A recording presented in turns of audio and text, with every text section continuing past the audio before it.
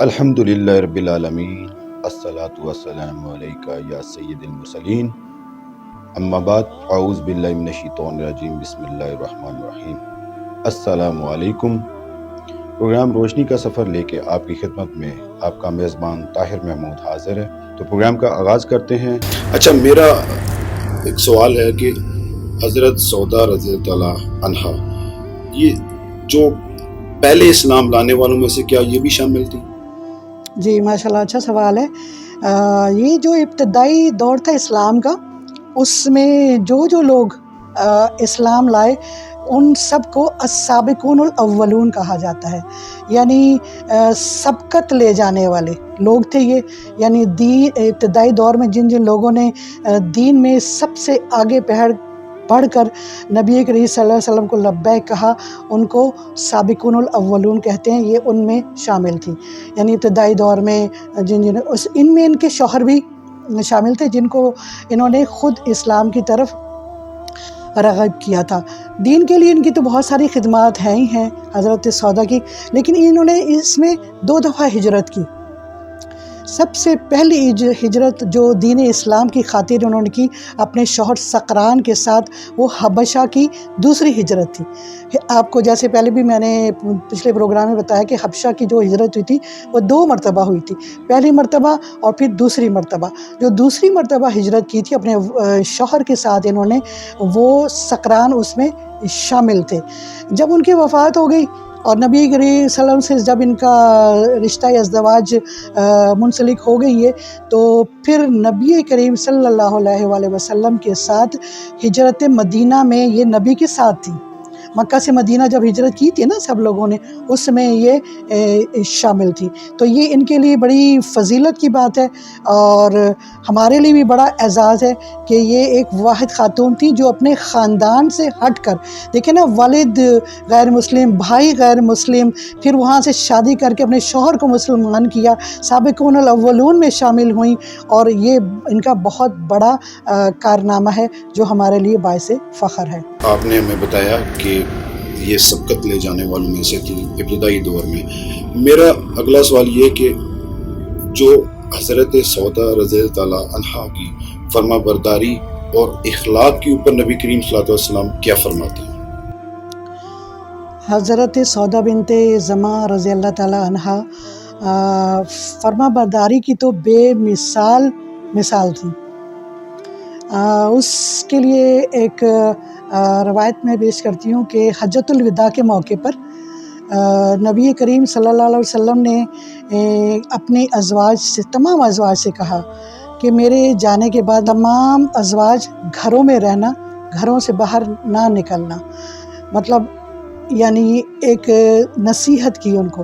اچھا، یہ نصیحت انہوں نے بالکل پلے سے باندھ لی اور بڑی سختی سے اوپر عمل کیا، ایون کہ ان کی نبی کریم صلی اللہ علیہ وسلم کے فوت ہونے کے بعد یہ حج اور عمرے پر بھی نہیں گئیں، اور پھر یہ ان کا زیادہ تر ٹائم جو ہے وہ گھر پر ہی رہتا۔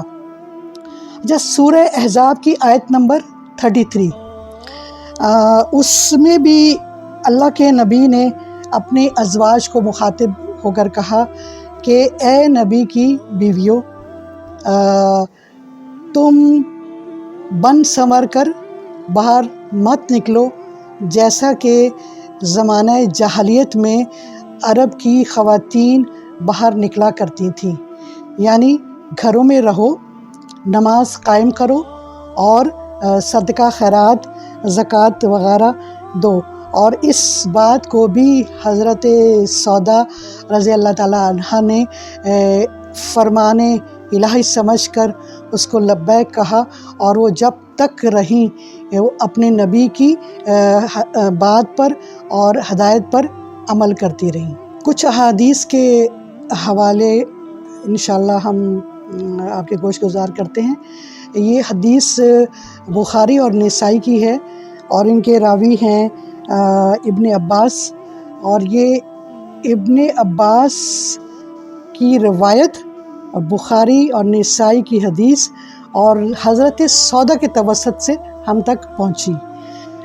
وہ اس طرح ہوا کہ ایک دفعہ رسول اللہ صلی اللہ علیہ وسلم کے پاس ایک بکری لائی گئی اور اس کو کاٹا گیا، تو وہ بکری مر گئی ہوئی تھی، یعنی مر چکی تھی، یعنی اس کا ذبیحہ حلال نہیں ہوا تھا۔ تو رسول اللہ صلی اللہ علیہ وسلم سے سب نے پوچھا کہ اللہ کے رسول، اس کا گوشت ہم کھا سکتے ہیں؟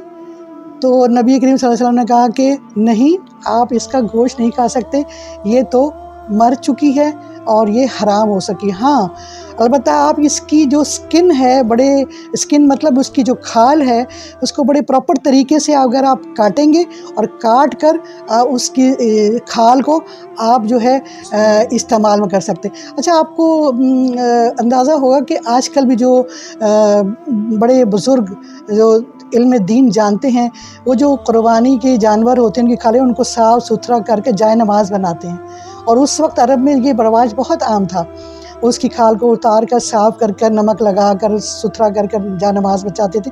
اور ویسے بھی سردیوں میں یہ جو اس کا ریشہ ہوتا ہے بہت کول کام اور گرم ہوتا ہے، تو انہوں نے رسول صلی اللہ علیہ وسلم کہا کہ آپ اس کا جائے نماز بھی بنا سکتے ہیں، آپ ان کے لیدر کے بیگس بھی بنا سکتے ہیں، آپ یعنی جتنی استعمال کی چیزیں آپ ان کو کر سکتے ہیں استعمال۔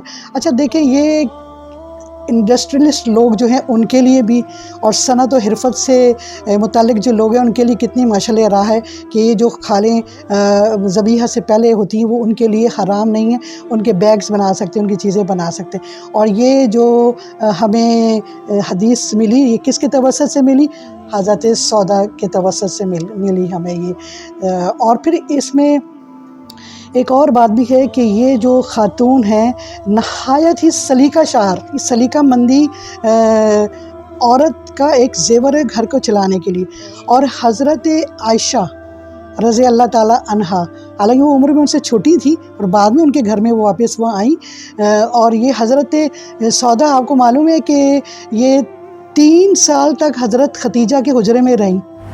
اچھا، ہاں جی، ان کے حجرے میں 3 سال تک رہیں، اور یہ ایسی محبت اور شفقت کا منبع تھیں کہ انہوں نے حضرت فاطمہ، حضرت ام کلثوم اور حضرت رقیہ پر دست شفقت رکھا، اور نبی کریم صلی اللہ علیہ وسلم بہت خوش ہو گئے۔